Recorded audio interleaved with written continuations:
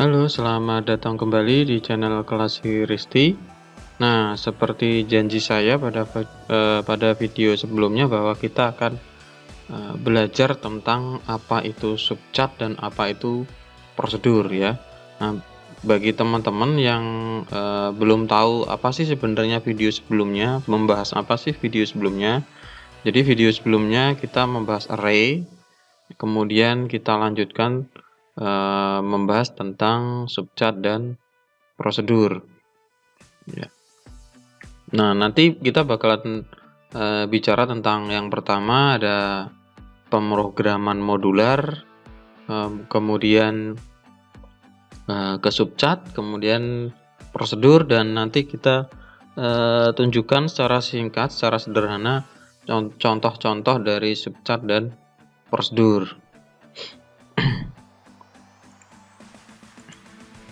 Nah, sebelum kita belajar mengenai subcat dan prosedur, nah kita bicara juga tentang pemrograman modular, teman-teman. Nah, sebenarnya pemrograman modular itu apa sih? Jadi kalau pemrograman modular itu adalah teknik pemrograman ya, yang mana program yang biasanya itu cukup besar itu kita bagi-bagi ya, kita potong-potong ya, kita slice, kita bagi-bagi menjadi beberapa bagian program yang lebih kecil. Nah, sehingga dampaknya program itu menjadi lebih mudah dipahami.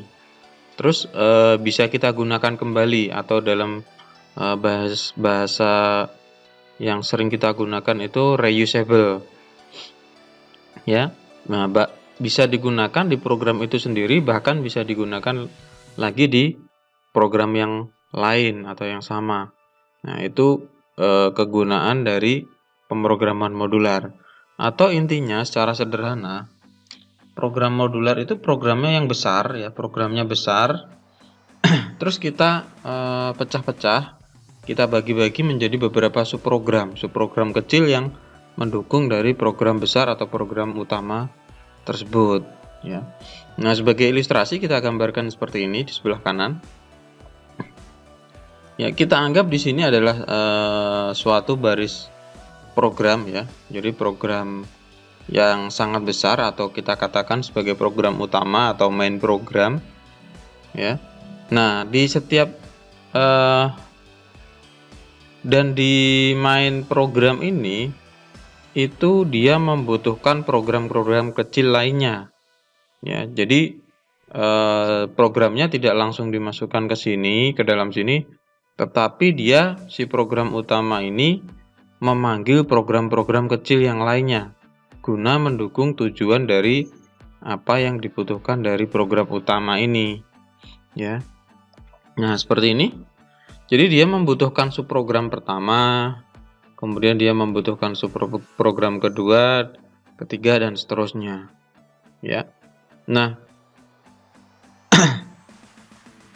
kalau di dalam dunia pemrograman, subprogram ini bisa disebut yang pertama ada yang namanya function ya. Kemudian yang kedua itu ada yang namanya prosedur, teman-teman.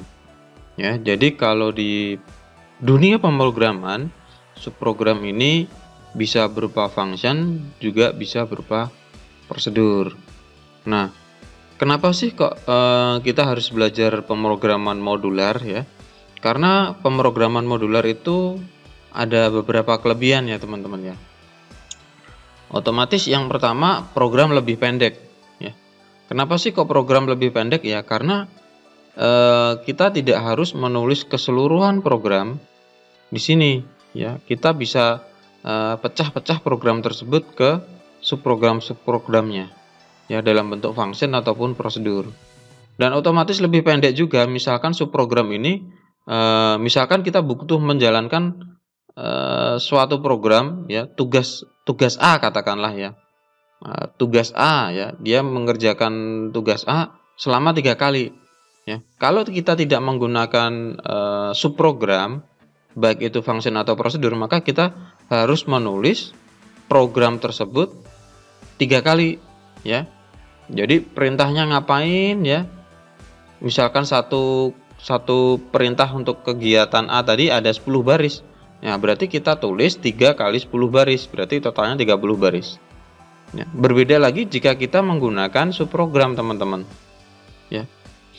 Kita tidak perlu menulis perintah dari kegiatan A secara utuh di sini, tetapi kita sendirikan perintah dari kegiatan A. Katakanlah di sini ya, yang atas ini.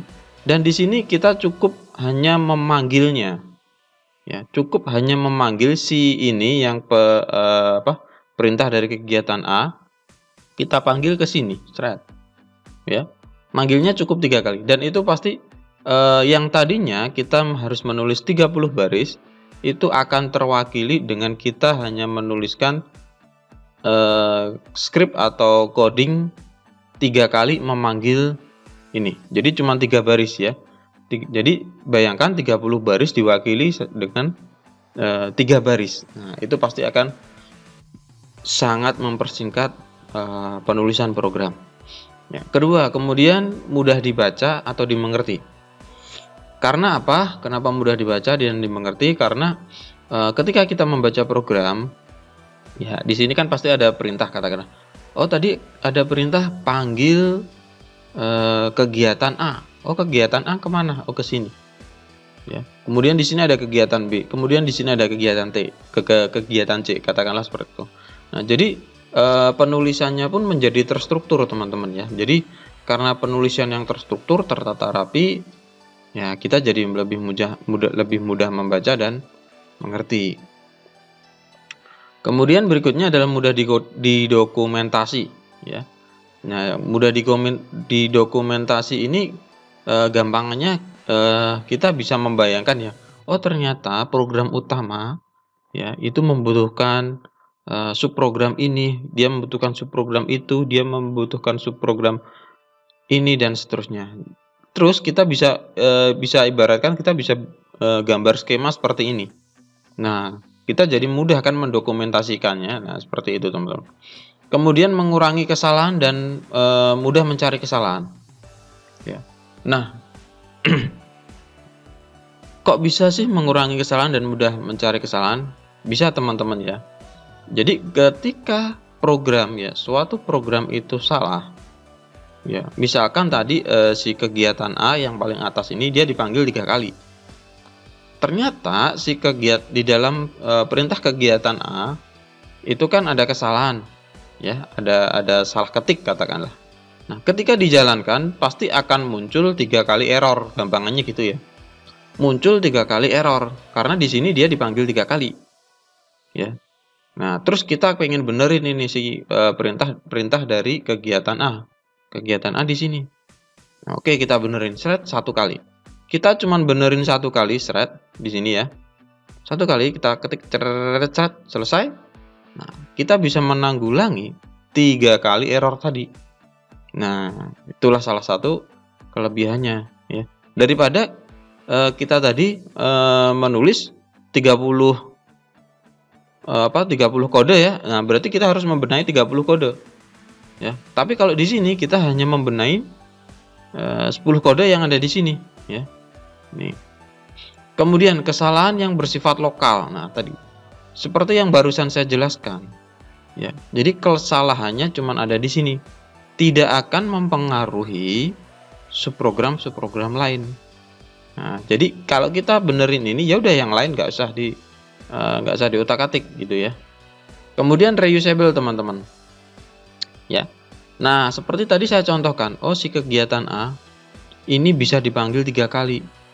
Bisa kita panggil sebanyak 10 kali di baris manapun, ya. Begitu juga dengan subprogram yang lain ya, kita bisa panggil lagi, kita panggil ulang, kita panggil lagi, seterusnya. Nah, ini adalah reusable. Dan itu pasti akan menghemat tenaga kita, teman-teman. Ya, ini adalah pemrograman modular. Nah, terus apa hubungannya dengan flowchart? Kalau flowchart gimana? Bisa, teman-teman, flowchart bisa kita bikin modular ya. Jadi pakai apa ya? Pakai yang namanya subchart dan prosedur ya. Nah, subchart dan prosedur ini mirip pemrograman modular.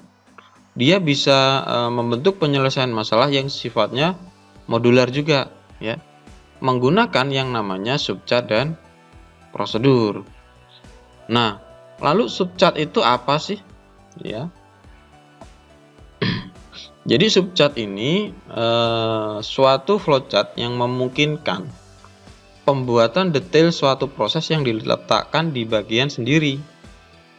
Jadi ibaratnya ya, ini keseluruhan proses ya yang tadinya kita tangani atau kita bikin dalam satu halaman flowchart ya. Jadi flowchartnya jadi satu ya.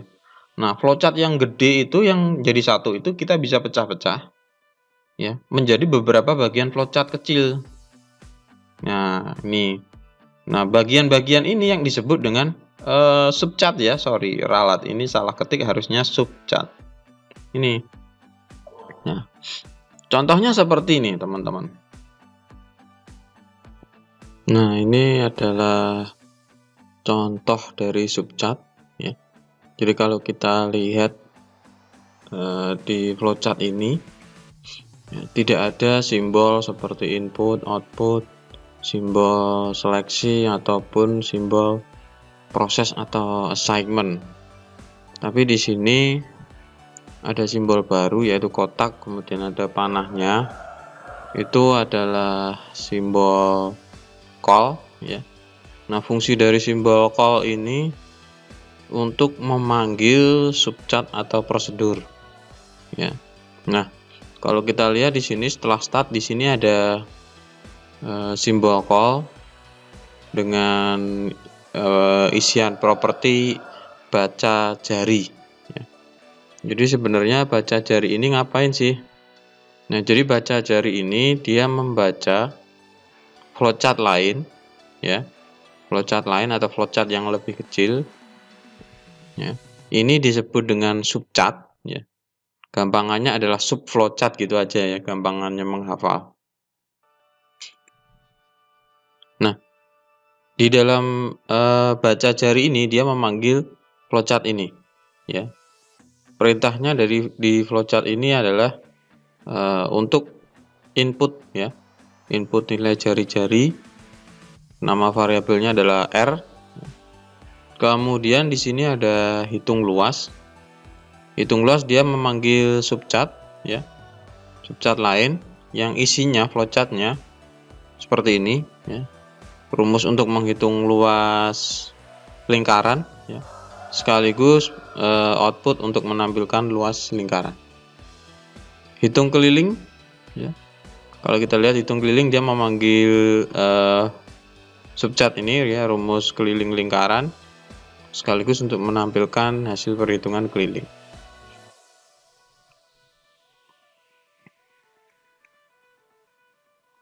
Nah, kemudian kalau kita lihat di sini ada baca jari lagi ya. Kalau di atas ada baca jari, kalau di bawah juga ada baca jari. Jadi satu flowchart atau subcat ini ya, sebut saja ini subcat. Satu subcat ini bisa dipanggil lebih dari satu kali ya, bisa dipanggil berulang-ulang. Jadi ini adalah contoh dari reusable ya. Nah, sama juga dengan yang hitung luas, dia memanggil ya. Jadi si hitung luas yang atas sama hitung luas yang bawah ini memanggil subcat yang sama ya. Begitu juga dengan hitung keliling. Nah, hitung keliling sama ya, memanggil subcat yang sama. Nah, kelebihan dari subcat ini adalah hampir mirip ya dengan kelebihan dari pemrograman modular. Bedanya kalau ini flowchartnya menjadi lebih pendek, rapi, ringkas, ya, mudah dibaca, mudah didokumentasikan ya karena terstruktur, ya. Kemudian mengurangi kesalahan, ya, kesalahannya mencarinya mudah ya. Kemudian kesalahan bersifat lokal dan yang paling penting terakhir adalah reusable.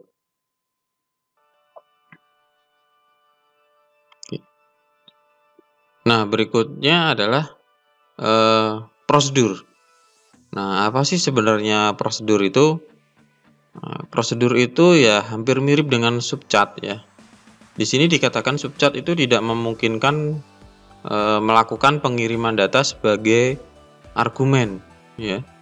Jika pengiriman nilai dalam bentuk argumen diperlukan, maka prosedurlah solusinya.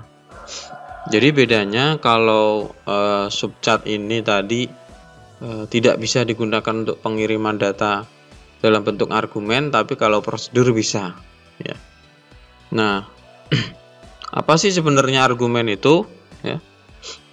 Sebelum kita bahas tentang argumen, jadi di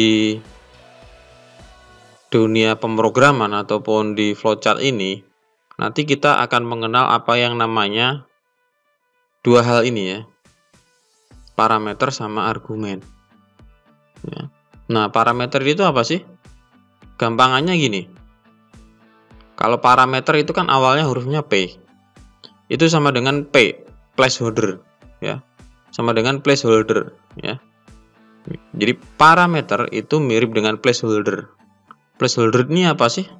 Ya, penempatan ya, penempatan. Nah, berarti ini berarti placeholder ini memiliki penamaan fungsi ya, dan digunakan di dalam fungsi atau prosedur jika dalam pemrograman, atau juga prosedur dalam flowchart ya.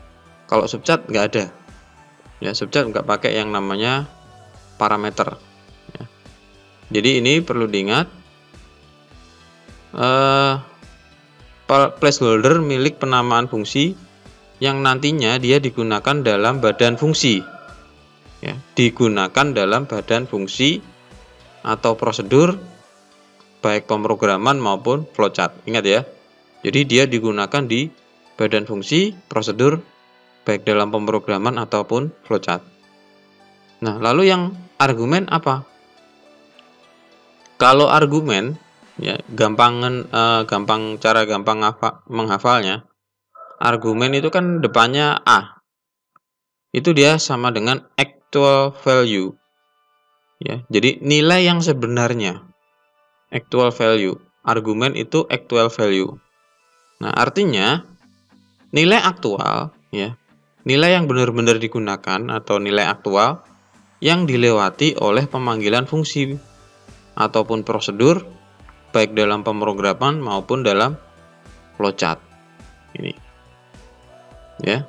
Jadi, kalau placeholder tadi digunakan di badan fungsi ya. Kalau argumen dia digunakan saat pemanggilan fungsi atau prosedur. Nah, contohnya jadi seperti ini. Jika di dalam pemrograman itu kita mengenal yang namanya function, kemudian ada parameternya. Nah, parameter itu apa ya? Yang ada di sini. Ya. Jadi di sini kita memiliki fungsi ya atau function yang namanya test dengan parameter 1 dan parameter 2. Ya. Nah, si fungsi ini dia akan mengembalikan nilai atau menghasilkan nilai atau menghasilkan output gampangannya ya, berupa param 1 dan param 2. Ya, param 1, param 2 ya ini. Tinggal param 1 dipanggil di dalam return ini. Ya, ini adalah parameter. Ya. Tetapi ketika kita memanggil fungsi test, ketika kita memanggil function test, memanggilnya adalah kita sebutkan saja nama fungsinya, kemudian dengan diikuti nilai yang harus kita sertakan, ya, nilai yang harus kita sertakan dalam parameter si fungsi tes ini. Di sini yang pertama ini kan parameter 1 atau param 1, yang kedua ada param 2. Nah, ini harus kita harus kita isi nilai, teman-teman. Ketika kita panggil fungsinya, ini harus kita isi nilai. Jadi di sini angka yang pertama dia mewakili isi nilai dari param 1. Angka yang kedua 6 ini dia mewakili isi nilai dari param 2. Nah, inilah yang disebut dengan argumen, teman-teman. Ya, jadi jangan sampai kebalik. Parameter dan argumen itu berbeda ya. berbeda. Kalau parameter ya, itu lebih tepatnya nilai ya atau variabel yang digunakan di dalam badan dari fungsi atau prosedur ya. Sedangkan argumen itu adalah nilai aktual ya, actual value yang kita kirimkan ya atau kita lewatkan supaya dikerjakan si fungsi yang kita panggil. Di sini fungsinya adalah namanya tes. Ya, ini untuk pemrograman. Lalu bagaimana dengan flowchart? Sama. Ya. Ketika kita nanti bikin prosedur ya. Nah, yang atas ini yang atas ini ya. Yang start kemudian end yang atas ini, ketika kita bikin prosedur nanti kita akan dimintai ya. Kita akan diminta untuk menyebutkan parameternya. Ya. Nah, parameter itu biasanya terletak di sini. Ya, ini. Ini adalah prosedur ya. Ada di sini. Nah, ketika di flowchart ya, di main flowchart atau flowchart yang utama yang memanggili subchart ataupun prosedur, ya, kita juga diharuskan menyertakan suatu nilai ya yang akan dilewatkan ketika memanggil fungsi hitung luas. Ya, katakanlah yang atas ini adalah fungsi prosedur hitung luas. Ya. Dia butuh parameter, dia butuh nilai, diwakili dengan variabel yang namanya jari. Ya. Nah, si prosedur hitung luas ini ketika dia dipanggil, dia kan butuh nilai. Nah, ini ketika kita memanggil pakai simbol call dengan nama prosedurnya hitung luas kita tulis di sini. Kemudian dia juga harus diikuti dengan nilai yang akan dimasukkan ke jari ini ya. Jadi si nilai ini dia akan dilewatkan ke variabel jari ini ya, kemudian baru diproses di sini. Ya, baru diproses di sini. Nah, ini. Ya. Baru diproses di sini. Nah, jadi gitu teman-teman. Jadi kalau parameter itu adalah variabel yang mewakili apa ya, nilai atau apapun yang nanti dibutuhkan atau ingin dikerjakan di suatu prosedur atau fungsi itu. Sedangkan argumen itu adalah nilai yang bakalan kita kirimkan atau kita wakilkan ya, atau kita lewatkan ya, ketika kita memanggil fungsi atau prosedur. Nah, ini. Oke. Jadi kita belajar hal baru lagi, parameter dan argumen. Nah, lalu apa bedanya antara subchart dan prosedur? Ya. Pertama, kalau subchart ini dia menggunakan variabel yang bersifat global. Jadi variabel ini bisa diakses dari mana saja di bagian manapun, ya, baik di flowchart main atau flowchart utama maupun di subchart-subchartnya. Nah, sedangkan kalau prosedur, ya, dia menggunakan variabel yang sifatnya lokal, teman-teman. Variabel ini hanya berlaku dan dapat diakses oleh prosedur atau dirinya sendiri, ya. Atau kalau dalam pemrograman dipanggil dalam fungsi atau prosedur atau dirinya sendiri. Hampir mirip ya. Nah, sehingga variabel pada satu prosedur ya, itu tidak akan mempengaruhi variabel pada prosedur lain. Ya, kita lihat, misalkan kita kembali ke contoh prosedur ini. Nah, kalau variabel di dalam prosedur ini, ya, di sini ada variabel jari, kemudian ada variabel apa lagi? Luas. Ya, di sini ada luas. Nah, variabel jari atau luas ini tidak bisa langsung dipanggil ke sini, ya, di luar dari prosedur ini, ya. Maka dari itu, kalau prosedur dia butuh yang namanya parameter supaya kita bisa menginjek nilai ke dalam prosedur tersebut, ya, gampangannya gitu. Nah, kenapa prosedur atau function butuh yang namanya parameter? Nah, karena dia variabel-variabelnya bersifat lokal, ya.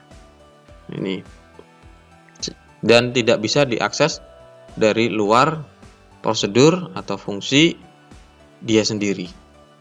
Maka dia butuh yang namanya istilahnya pintu masuk, ya. Ya, pintu masuk lah ya, yang supaya kita bisa memasukkan nilai ke situ, ya. Bisa kita injekkan nilainya ke situ. Oke, kembali lagi. Nah, di sini kalau kita lihat, ya, ini adalah contoh dari prosedur lagi, ya. Nih. Jadi di sini ada prosedur yang namanya, sebelah kanan ini ada prosedur namanya hitung luas, dan sebelah kiri ini ada flowchart main, ya. Di flowchart main ini dia memanggil prosedur hitung luas. Nah, prosedur hitung luas dia butuh parameter yang namanya jari, ya. Nah, supaya kita bisa menghitung, kita bisa memasukkan nilai ke dalam variabel nilai ke dalam prosedur ini hitung luas, maka kita harus memanfaatkan parameter yang sudah disediakan oleh prosedur luas. Parameternya yaitu di sini jari namanya, ya. Nah, sehingga ketika kita memanggil hitung luas, kemudian kita kasih angka 10, maka si angka 10 ini dia akan diinjekkan ke sini, ya. Kemudian baru dihitunglah luas dengan jari-jari 10 yang kita masukkan tadi. Sama juga ketika kita panggil lagi hitung luas dengan nilai 14, argumen 14. Nah, si argumen 14 ini akan dikirimkan ke parameter yang bernama yang diwakili oleh variabel yang namanya jari, ya. Baru kemudian diproses. Hitunglah dia. Nih. Ya. Nah, tadi teman-teman, ya, kita kan ngobrol tentang parameter. Nah, ternyata di tulisan sebelumnya parameter, kalau kita lihat di sini, ya, di sini adalah prosedur hitung luas, ya. Start in jari, ya, dalam kurung in jari. Nah, in ini apa sebenarnya? In ini adalah salah satu dari jenis parameter. Nah, jenis-jenis parameter itu ada 3, teman-teman, ya. Sebenarnya ada 3 jenis parameter, yaitu ada input, output, ya. Maaf, ini salah ketik ya, harusnya output. Kemudian ada input dan output. Nah, penulisannya ketika di flowchart, tandanya itu ada ininya. Kalau ada tulisan in, berarti si parameter ini dia berfungsi sebagai input. Nah, kalau tulisan sebelum parameter ini adalah out, berarti parameter ini fungsinya dia sebagai keluaran, ya, sebagai output, ya. Kalau input output berarti parameter ini juga sekaligus sebagai input dan output. Nah, oke, penjelasannya seperti ini, ya. Jadi kalau di in, ya, sebagai input berarti nanti argumen yang kita lewatkan untuk masuk ke parameter jari ini, ya, dia akan dibaca, ya. Dia fungsinya nilai ini dibaca, ya, atau sebagai inputan. Jika output, ya, tulisannya di sini adalah out, maka variabel ini atau nilai dari parameter yang didapatkan dari argumen, ya. Jadi argumen dikirimkan ke parameter, ya. Jadi konsepnya seperti itu. Maka si parameter ini, ya, nilainya akan disalin balik ke variabel pemanggil prosedur. Atau gampangannya nilai yang kita kirimkan ini akan dijadikan output. Nah, ini. Ya. Kemudian yang terakhir ya, ada input dan output. Ya. Tulisannya nanti kalau di flowchart di Raptor in out. Ya.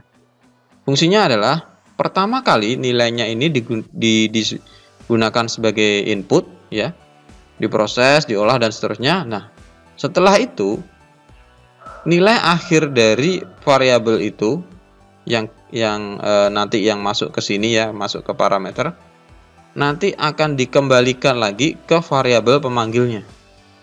Ya, dikeluarkan, ditampilkan, dioutputkan. Ya. Jadi misalkan inputnya nanti 8 ya.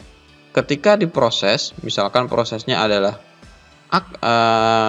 kuadrat atau pangkat 2, ketika kita masukkan 8 ya, nanti langsung di-outputkan, dikeluarkan yaitu 64 di variabel yang sama. Nah, gitu teman-teman ya. Nah, berikutnya adalah contoh. Ya, contoh dari subchart dan prosedur. Contohnya contoh sederhana saja ya. Saya tampilkan. Oke. Nah, ini adalah contoh penggunaan subchart ya. Jadi di sini ada flowchart main, flowchart utama ya. Di sini biasanya kita bikin flowchart ya sampai panjang, sampai ke bawah, sampai sulit bacanya. Ya. Di sini kalau kita perhatikan, di sini di sebelah kanannya main itu ada baca jari ya, ada tab baru ya. Ada tab baca jari, ada tab hitung luas, ada tab hitung keliling ya. Inilah yang disebut dengan subchart teman-teman ya. Jadi kalau subchart baca jari isinya ngapain? Oh, isinya dia adalah inputan. Inputan untuk mendapatkan nilai variabel R ya. Ini. Kemudian di sini ada subchart hitung luas. Ini. Ya. Fungsinya adalah untuk menghitung luas, ini adalah rumusnya dan seterusnya. Hitung keliling ya, ini adalah untuk menghitung keliling dan seterusnya. Sampai di output ya, tampilkan jadi keliling lingkaran adalah bla bla bla. Ya. Nah, di sini ya, ini ada simbol call ya, fungsinya adalah memanggil. Kalau kita lihat di sini ada baca jari ya. Maka kalau tulisannya di sini baca jari, dia memanggil subchart ini baca jari. Ya, kalau di sini hitung luas, berarti dia memanggil hitung luas dan seterusnya. Ini. Nah, kalau kita coba eksekusi, ya, kita coba eksekusi. Nah, dia akan langsung ke subchart yang pertama. Tadi kan call baca jari. Nah, dia langsung buka ini subchart baca jari. Terus ditampilkanlah ini input. Misalkan saya kasih nilai jari-jarinya 90. Kita klik OK. Nah, maka dia ini. Dia ke hitung luas sama ke hitung keliling. Ya, ini. Kemudian kalau kita lihat tadi ada 2 kali pemanggilan ya untuk baca jari, kemudian hitung luas dan hitung keliling ya. Maka ini adalah pemanggilan yang kedua ya. Disuruh membaca jari kembali. Jadi yang pertama tadi jari-jarinya 90. Nah, sekarang yang kedua jari-jarinya saya isi 100. Kemudian kita klik OK. Ya. Nah, di sini diperhatikan juga kalau jari-jari yang pertama tadi kan 90, sekarang kita masukkan 100. Ya. Kalau tadi luasnya sekian, kelilingnya sekian ya. Sekarang kita lihat. Nah, R berubah dari 100. Nah, luas pun sudah berubah, keliling juga sudah berubah. Hasilnya sudah tampil di jendela konsol ya. Jadi ini adalah yang dua ini adalah hasil kerja yang ini ya, yang 3E, sorry kebablasan. Dan yang dua terakhir ini adalah hasil kerja yang ini. Yang di sini. Nah, sini. Nah, ini adalah subchart ya. Nah, sekedar tahu, inilah subcat teman-teman. Nah, berikutnya kita tunjukkan ya, saya tunjukkan nanti contoh prosedur. Nah, saya tampilkan dulu.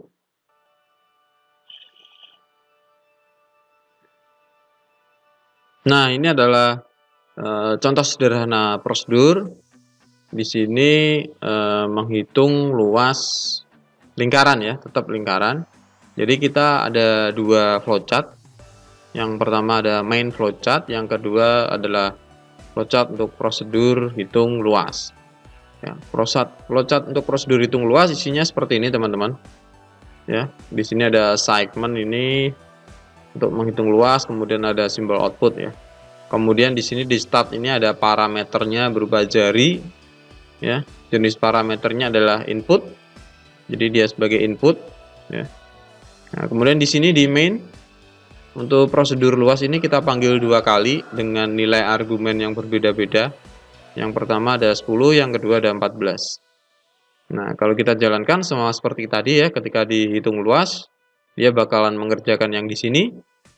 Ya, ketika nanti dihitung luas yang kedua, 14, dia juga akan mengerjakan yang ini, cuman nilainya jari ini berbeda. Yang pertama 10, yang kedua 14.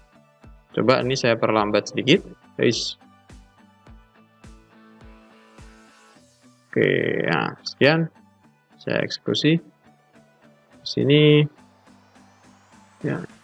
Nah, dia kerjakan di ini di hitung luas. Nah, nilainya langsung dimasukkan ya. Nah, selesai dia. Ini hasilnya. Jadi ketika jari-jarinya 10, nilainya nilai luasnya 314, ketika di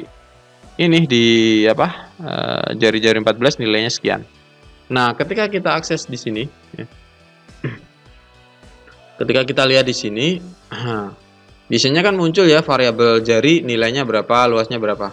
Nah, karena di sini tadi ini dia adalah prosedur dan variabel-variabel dalam prosedur itu sifatnya lokal, tidak bisa diakses dari luar. Nah, maka di sini juga nggak akan kelihatan, ya, nggak akan kelihatan teman-teman. Nah, ini adalah salah satu contoh bukti bahwa di prosedur ini variabel sifatnya lokal. Itu tadi adalah contoh subcat dan prosedur teman-teman ya.